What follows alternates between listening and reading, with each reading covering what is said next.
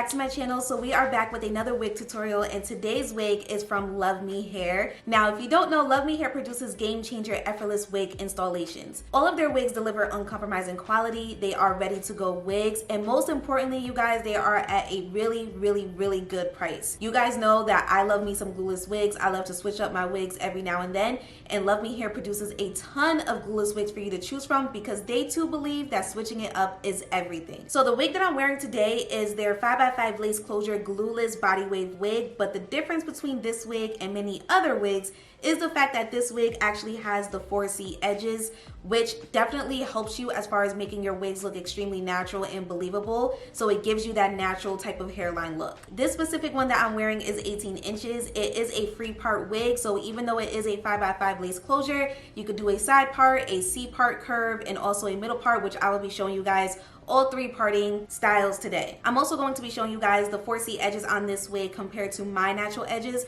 That way you kind of get a sense as to how natural it looks compared to your own natural hairline. So with that being said, I'm gonna shut up. Let's go ahead and jump on into this tutorial. I'm also going to give you guys a quick unboxing as well.